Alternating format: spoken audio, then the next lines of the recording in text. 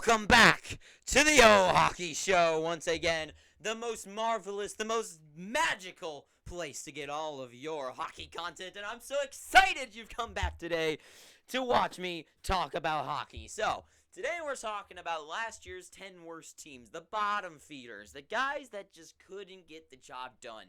And I just want to take a look at them, 32-22, and say, where do I think they'll do? How will they do this upcoming season compared to last? So let's start at the bottom of it, / the top of my board, but the bottom of the league. In the Montreal Canadiens, Canadiens de Montreal, levez-vous.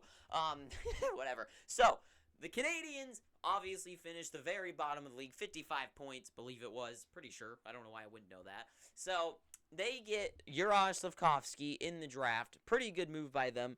And I like what the Canadiens have done. I think bringing in Kirby Dach as well. Kirby Dach, you're bringing in Juraj Slafkovsky.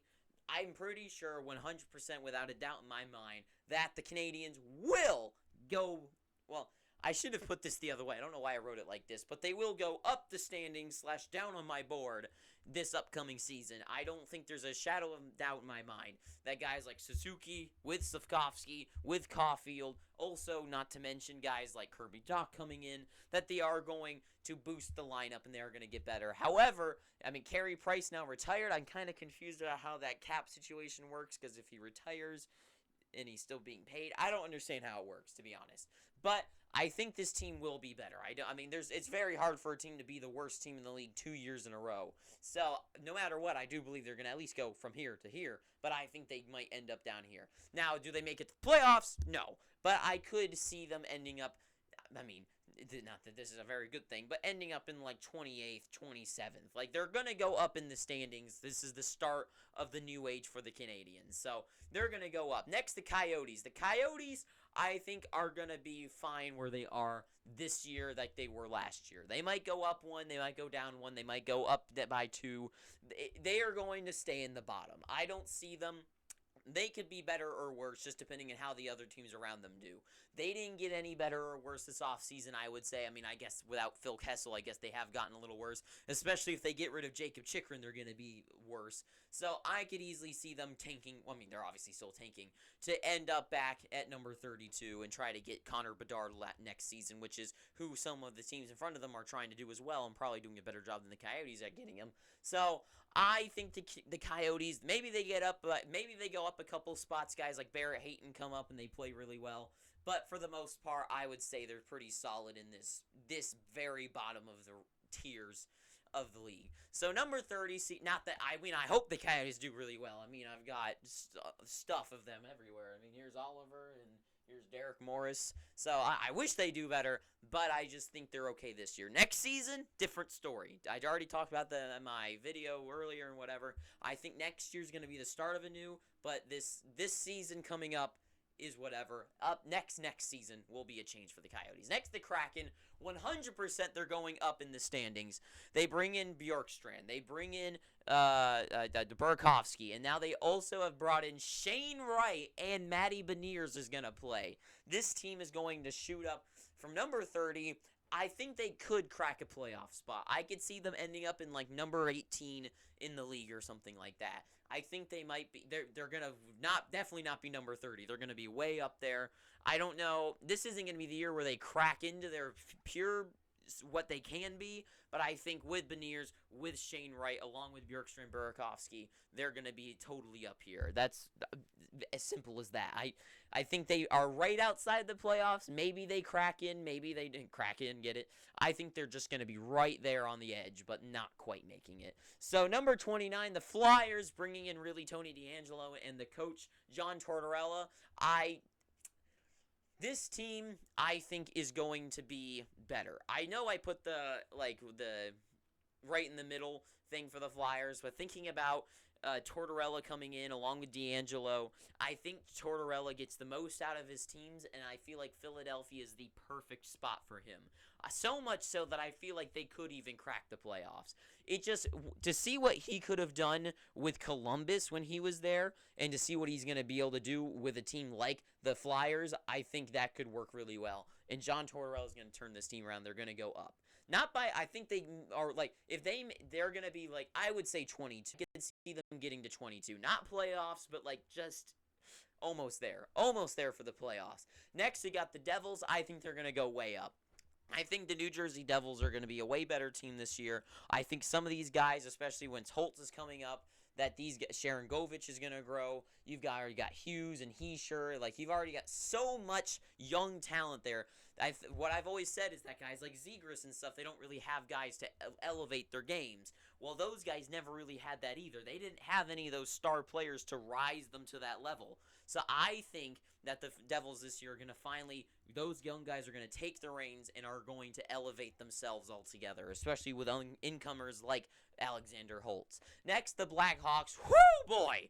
This is the team that is going to be terrible. This is the team running for worst team ever in the league, especially once they get rid of Patrick Kane and Jonathan Toews. There's no way that they keep them around, especially both of them. Now, the word is that Patrick Kane going to the Oilers, I don't really think that'd be a smart idea for either team, really. But especially the Oilers, they don't need another offensive players like Patrick Kane. They just don't. They need defense and goaltending. So, well, I guess they got Campbell, but definitely defense. But anyways, I think that the Blackhawks totally are tanking. They'll figure out something to get rid of Kane and Toews, and they're going to end up right here. They're going to be number 32 or 31, depending on who's worse in the Coyotes than them. So, the Blackhawks shooting, I mean, they're trying to be terrible, and it makes absolutely zero sense what they're even doing. They get rid of Doc and DeBrincat before they get rid of Kane and Toews. Doesn't make any sense. I mean, if I was another team, I would want DeBrincat, but, I mean, Patrick Kane, I mean, I don't even know. I don't even know. It doesn't make any sense to me. So next we got number 26, the Ottawa Senators. Obviously, they're going to go up. After their moves this offseason, bringing in the last guy mentioned, Alex DeBrincat to the team. This team, now Claude Giroux as well, this team is going to go up. No matter what happens, they might not be superstars going up, but they are going to go up. I could easily see them in like a 22 and above spot. I could see them in like in the range of making it to the playoffs. They're going to be almost there, but not quite there. And I think the same thing can go for number 12, the Detroit Red Wings. The Red Wings, to me, are going to be one of those teams, once again, that are just right outside the playoffs or maybe just making it in. I think they're going to be right outside, though. I think with the Red Wings players that they brought in this offseason, like Kopp, Kubalik, and whatever the last guy's name was, along with Ville Husso and net, I mean, they already had a stacked team. I think this team's going to be right outside the playoffs. They just need that one. Perron, that was who. They're just going to be right outside the playoffs. I think they're going to need that one more push.